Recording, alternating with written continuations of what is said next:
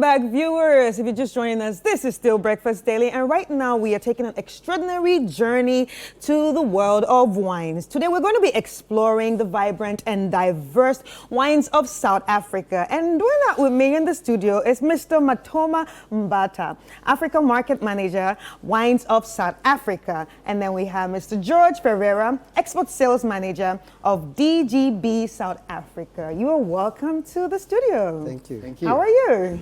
Thank you. Very good. I can see like there's a bottle of wine, but we'll talk about that later. Of course. All right. So, can you give us an overview of Wines of South Africa as an organization, and also its mission in promoting South African wine internationally? Lovely. Thanks. Good to be here once again. It's always a pleasure to be in the studios and engaging with the Ghanaians. Right. And West Africa across, of course. Thank you so much. Wines of South Africa is an export marketing council for the industry, with objective of getting the wines out there to the markets. We are Stellenbosch based as a head office in South Africa, and we have offices in London, we have an office in New York, and then in the Asia market. And then we've got relationships obviously with other agencies in the different parts of the European market. And also then we work closely in the continent, in the African markets. So our objective is to grow brand visibility of South Africa and build awareness. One of the highlights of Wines of South Africa is the educational component. We teach the world about South African wine, but also the etiquette and responsible use of alcohol, amongst other things. So we are about promoting brand South Africa. Right. Okay. Recently you organized an event. I mean, this is an event that you've been organizing for a while right now, and you organized one just on Saturday. And how was this event? Can you share some of the highlights? I think another success story, obviously, of how we are being appreciated and well received by the Ghanaians. Yes, the event took place on Saturday, but prior to that, as I put it to you, we did a training of people who work in the hospitality industry, those that also are in the media space, about the etiquette of wine, and giving them an introductory South African wine course. So on Friday, that was successfully achieved. The numbers we had exceeded last year. We had 98 attendees who left with certificates of attendance and with the vision and the view of that subsequently they'll become sommeliers, meaning they can train themselves further. We have an online course that those that attended can take on, and then the Saturday event took place, where we had over, I would safely say, 400 people attend the event. Successfully done. So earlier on you just spoke about the etiquette of wine. Like, what are some of the etiquettes of wine that we're supposed to know? The most important ones we're supposed to know as consumers. First of all, drinking responsibly.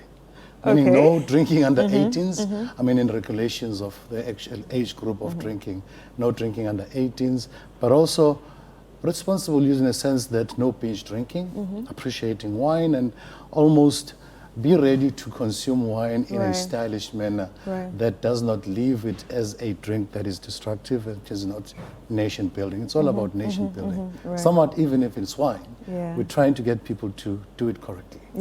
All right, George, just like in Europe, we know that there are some regions that are, known for their wines. So can you tell us about some of those regions that you have in South Africa that are actually known for their wines, and what are the unique characteristics of these regions when it comes to wine? Thank you. Yes, South Africa is classified as a new world wine producer, as opposed to Europe, which is old world with different regulations. But South Africa's wine producing areas, the most famous of which is Stellenbosch. Because Stellenbosch. Stellenbosch is our premium red wine producing region. Best red wine grapes are coming from the Stellenbosch region.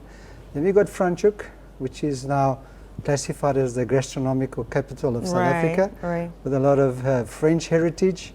Then we've got various different regions of the Cape, but mostly it's what differs South Africa to the rest of the world is our unique positioning. We got two coastlines, as opposed to all other regions having one coastline. We got Atlantic and we got Indian Ocean. Both those oceans play an influence in the style of wine that we produce. So yeah, we are unique. We do have our unique points. We've got varied soils from region to region. And also, it's important to note that with global climate changes, certain regions become more premium, and certain especially in South Africa, we got certain regions that a couple of years ago wouldn't have been classified as premium wine grain regions, and today they are producing like top grapes. But yeah, we as a company, we got vineyards in most of the top regions of the Cape, Right. whether it be Cold Ocean, which is Atlantic. We got a new farm there called Friars Cove, 500 meters, the closest vineyard Wow. on the Atlantic Ocean. 500 meters close To the ocean. Atlantic Ocean. Yes. So it produces fantastic Sauvignon Blanc. And then on the opposite scale, we got Elgin, high altitude vineyards. You must always remember high altitude, cooler regions, produces very good white wine, Right. good acidity, good structure. Yeah. So yeah, we're varied. We're Yeah. very fortunate because we got so many specters of different aspects and soil types and climatic conditions in our regions. Right. So you just mentioned Sauvignon Blanc. Is it the same thing like in France? Do you also have specific grapes that actually give you specific wines, like the Merlot, Sauvignon Blanc, the Chardonnay? Is it the same thing there? We carry the French heritage, so we got a lot of French grapes like Sauvignon Blanc, Chardonnay, Right. Merlot, Cabernet Sauvignon.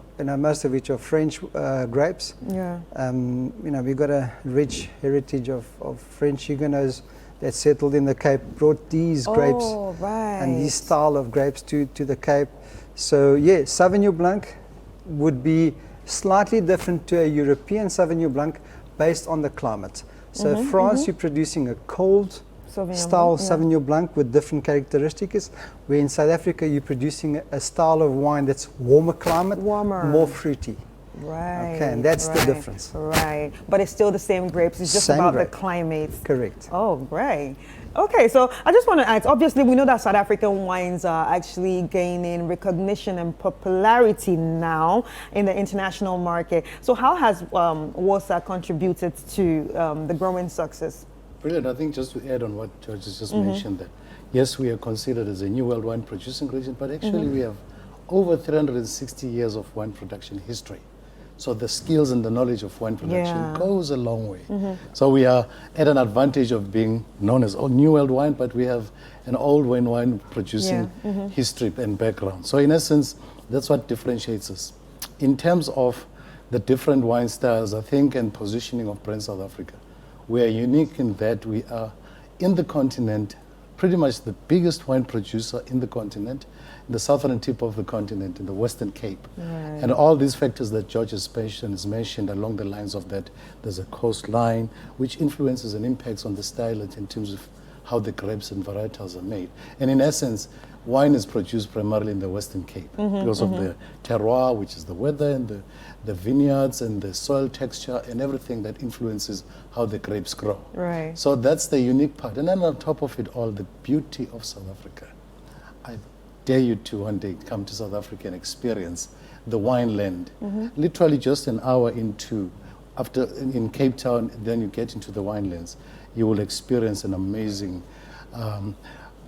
visiting the farms, visiting the winemakers, Yeah. and being able to explore exactly what we talk about what's in the bottle, differentiators. Right. So wine enthusiasts around the world, not just wine enthusiasts, everybody around the world right now is leaning towards sustainability, right? And wine enthusiasts too have also joined in, wanting to consume sustainable and eco-friendly wine.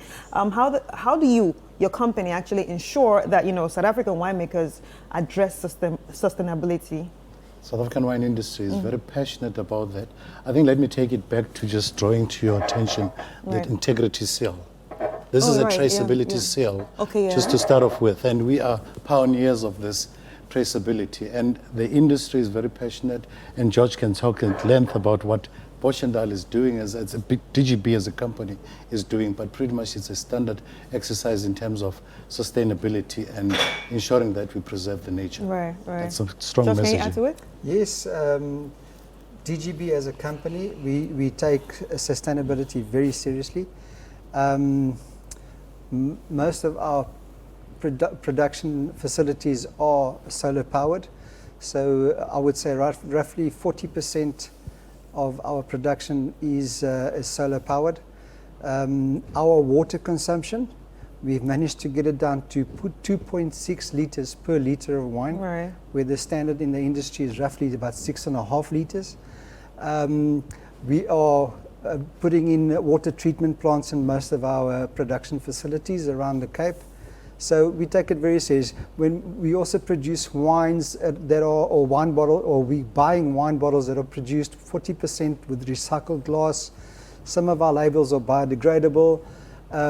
We take our carbon footprint very serious as a company. I think the global movement towards sustainability it's here, it's real. And South Africa and DGB as a South African, one of our top producers of quality wine in South Africa, we take sustainability very seriously. Right. All right, so lastly, for those who couldn't attend the event, let me tell you, I attended the event, I enjoyed it. Yeah, so for those who couldn't attend the event, what's next? Where can they, follow you to find out more about the upcoming events? Standard, I think, taking it back, and I'd like to invite everyone to take a chance and do an free online South African wine course. It's on Wines of South Africa website, www.wosa.co.za. Look out for Wine Online free course. All right. Level 1, level 2. I think that's the starting point. Empower yourselves with that knowledge. And then in terms of events, we do this annual event. We always build up the actual event along this week of Nelson Mandela Day celebration. At this stage, we've had this big one. We'll just do small scales. We've got a media visit to the Western Cape. I think that also then will become another channel through which we can keep Ghanaians abreast about what's happening in the world. Right. Thank you so much, Mr. Matoma Mbata, Africa Market Manager, Wines of South Africa. And thank you so much, George Ferreira, Export Sales Manager of DGB South Africa. It was really nice having you in the studio. Thank you. All right. Thank you.